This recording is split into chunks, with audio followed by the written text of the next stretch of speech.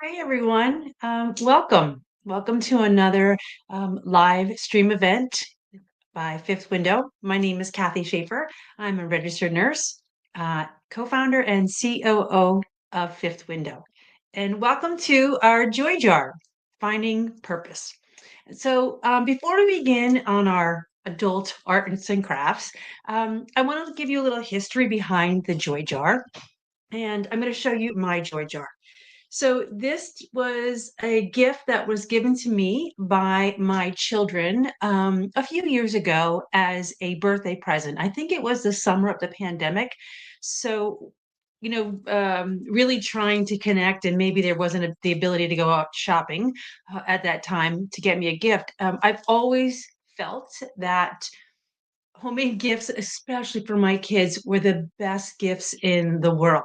And so the top says open for extra love. And the jar is just filled with some really cute designs my daughter did. We love you, mom. And I was instructed that each day I should pull out a slip and I should read it. And so I started to pull out the slips, and I'll read one for you. Um, and it was something like this. It said, "Everything we are, you helped us to be."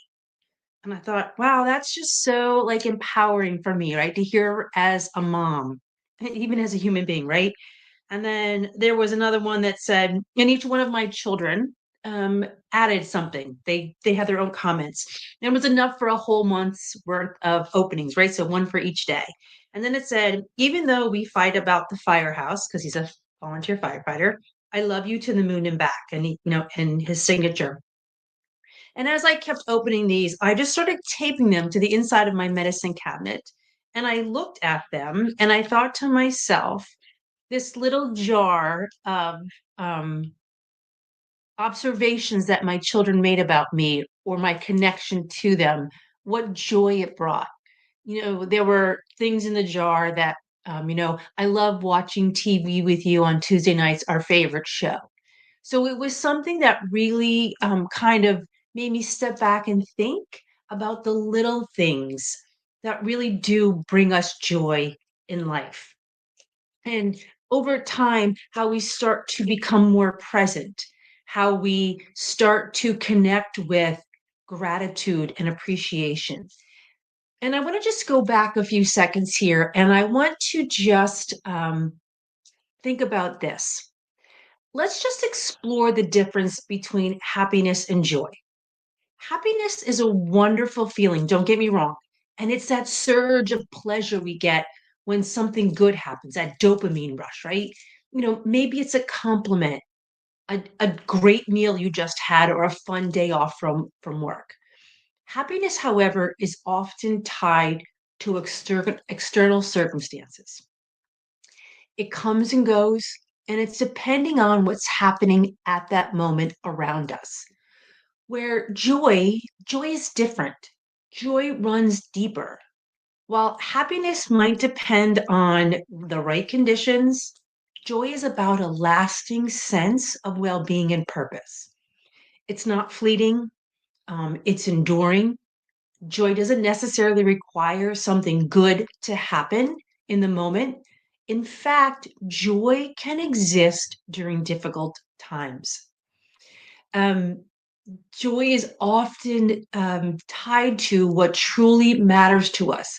And as we start to talk about and think about how we build our joy jars, that's going to become even more apparent.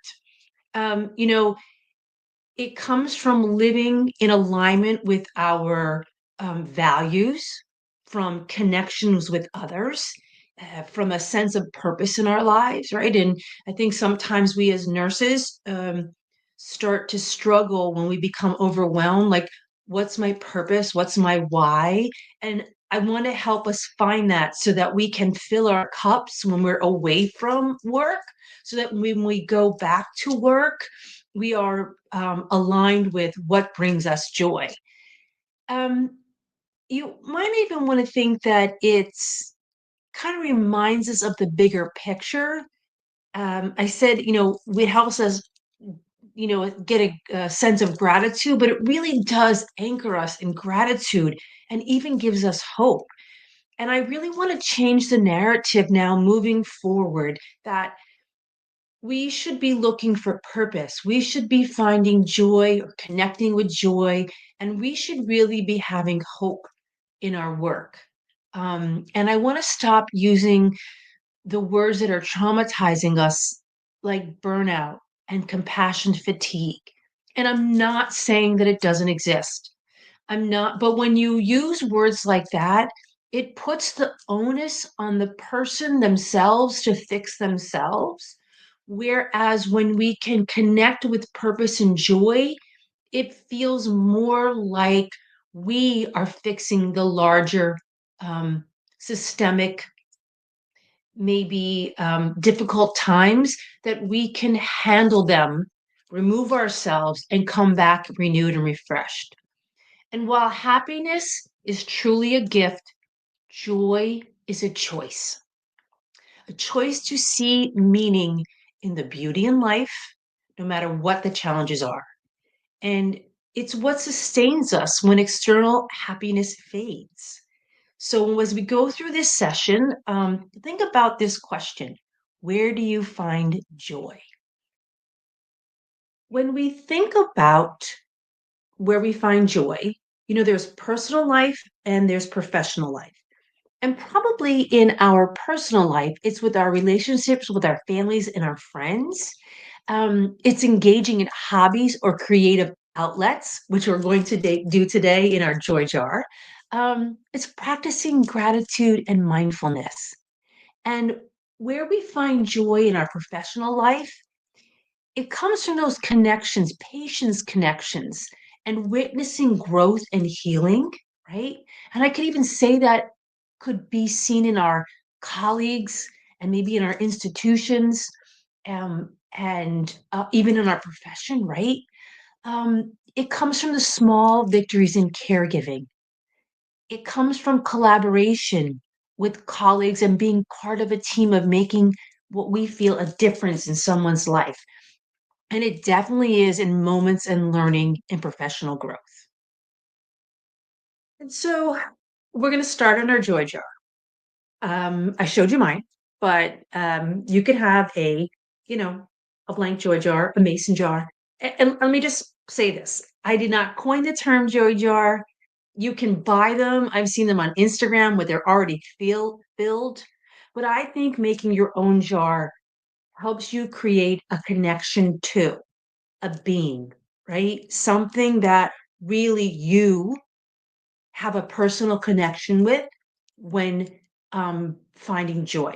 So I have a lot of things, and when I say this is our adults arts and crafts, and I'm even thinking, this might be something you can do with the nurses on your unit, maybe with your fellow faculty members, maybe with your leadership team. You could all do this collectively together, because I think that doing a joy jar for yourself is awesome, but then having someone add to your joy jar is even better. So I have things like small pieces of cut up construction paper. You can use something as simply as sticky notes, right? I have decoupage because I'm learning how to use decoupage. And I found, I'm sorry, but I have a little, all my accoutrements are down below here. I found this really cool pack of papers that is almost like tissue paper you can use to decoupage your jar. You could use something as simple as just a ribbon, and it's Valentine's Day. So, this one says with love, because this is all about self love, I think. Run out to Michael's, AC Moore, wherever you want to have a craft store around. And after Valentine's Day, buy them half price to keep them. I have colored pencils. I have a good old fashioned pen to write with. And I have some paint markers that I can decorate my joy jar with. And so I want you to take a few moments and I want you to label your jar. I want you to stop the recording if you'd like, and just sit there and start to think about your joy jar. And I thought about my joy jar, and I'm going to definitely label my joy jar on top my joy jar. And if you are talented, if you are creative, If you're a good doodler, here's your opportunity to connect with your ability to be creative. Tapping into your creative side actually is tapping into your parasympathetic nervous system, which helps you relax. So I'm going to write joy. And when I was a young mom, I learned the talent of bubble letters, which many of you know became a huge hit when you wanted to personalize something of your child. Joy jar. Um, and yeah, so there's my joy jar, right? And then I'm going to use some of my other, colors, and I'm going to put a sun on mine because the sun reminds me of joy. But just consider decorating with even words or images that symbolize joy to you. And I want you to place your joy jar in a visible spot. I did this with faculty where I work a few months ago, and I asked them to leave their joy jar in their office.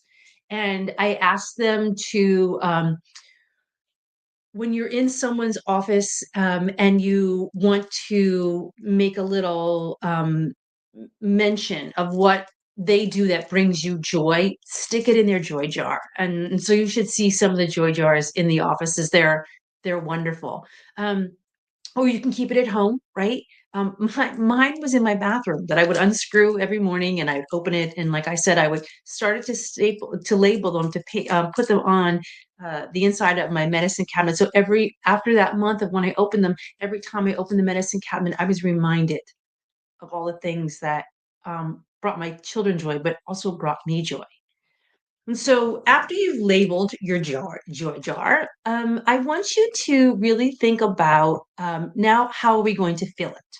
So if you're going to take a sticky note or if you're going to be creative, and if you, there are people who are even, maybe more organized that that are family and friends, it might be green. Things that are personal might be yellow. Things in at work might be orange or hot pink. I don't, or pink. It's kind of hard. I'm not sure what color this is right now.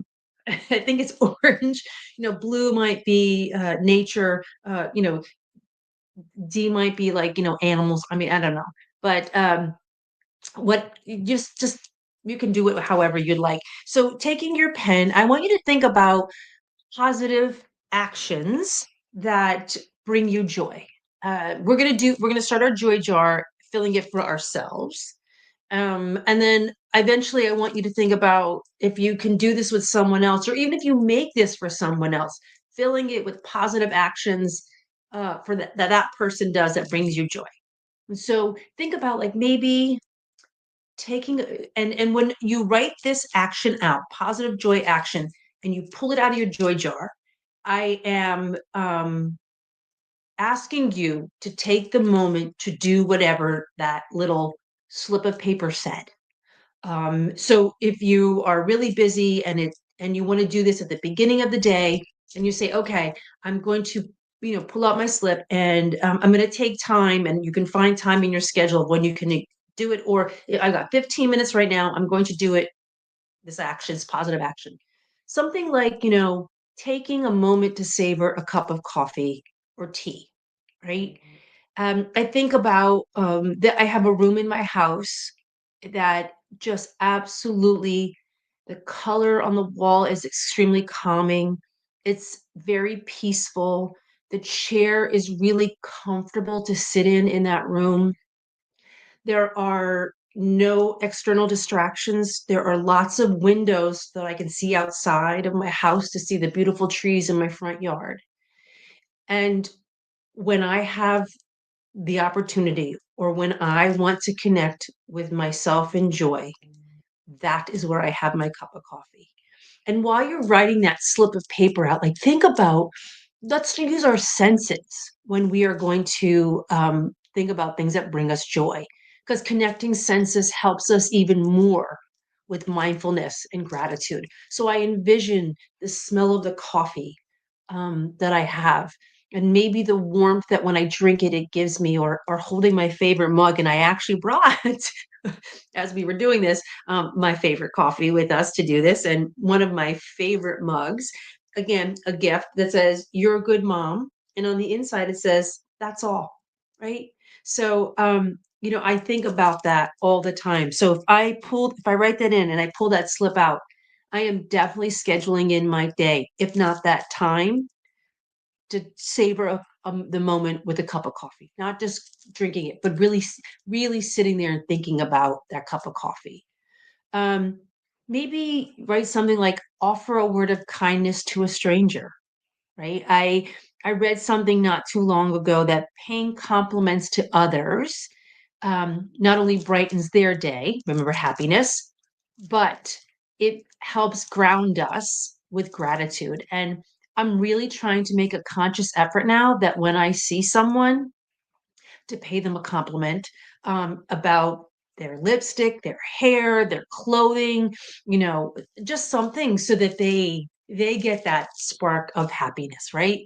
Um, Maybe it's acknowledging a personal or professional accomplishment of a colleague, right? So tell a colleague, something great that they've done.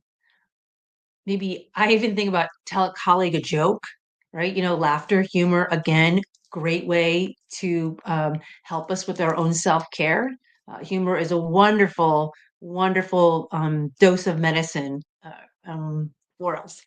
So I want you to take a little bit of time. Again, you can stop the recording and you can pause it and you can fill out your joy jar, and do not be overwhelmed that you have to fill in 30 days. Just start with maybe a week's worth. Like, what can you write down 7 so that every day or even 5 if you're in your office, maybe in your office 3 days a week. Let's start with 3, right? And you can recycle them. But I guarantee you that once you start this, they're going to come and they're going to start flowing. And I even think about if you do this with colleagues, right? If you do this on a unit as a unit activity, maybe away from the unit. If you do this with your leadership team of other nurses, if you do this with your faculty, right, in all aspects of where we nurse, I think about how we can do this and fill each other's joy jars up. And wow, what a difference. Um, Maybe the outlook that day would be for all of us, right? I'm even thinking about maybe how the joy jar could be used at the beginning of a shift, or how it could be used at the end of a shift, where we come together as a group and have a deliberate moment of mindfulness of how we are in that moment. So let's just talk a little bit now about how joy can transform our lives, but also the way we care for others and interact in the workplace. So you've built your joy jar. You're going to use it in the beginning for yourself, maybe, but then maybe you'll expand it to your colleagues, or you're just going to fill it for a few days, and over time it gets bigger and bigger. But here's what's going to happen when we start doing this. It improves patient care. When we as nurses experience joy, we bring a different level of presence to our work. And a joyful nurse, right, is more present. You truly are tuned into your patient's needs, both spoken and unspoken. Joy fosters empathy. It allows us to connect with patients on a deeper, more meaningful level. It also sparks creativity. Instead of sticking to a routine solution, we might find ourselves thinking outside the box to improve patient outcomes or make their experience more positive, leading to innovation in nursing and entrepreneurship, if I might add that as well, right? Um, in regards to maybe doing this as a unit, project, team dynamics, impact of joy on the people that we work with. A workplace where joy is valued tends to have better collaboration and communication. When we're joyful, we're more likely to lift others up. celebrate successes, and handle challenges with a more positive mindset. This fosters a supportive environment where colleagues feel encouraged and motivated. Positivity is contagious. It really is. And joyful teams are stronger and more cohesive teams. And when you think about your personal growth and career longevity, nursing can be incredibly demanding. And burnout is a very real concern for all of us. But joy acts like a buffer. Hope you really enjoyed spending time with me today, building and filling up a joy jar. If you did, please leave me a little comment in the comment section or tag us on at Fifth Window on LinkedIn. If you want to see more of or spend more time with me doing joy jars or other creative activities, let me know. And as always, please look forward to future events where we'll be sharing our mission to nurse your joy. Thanks, everyone.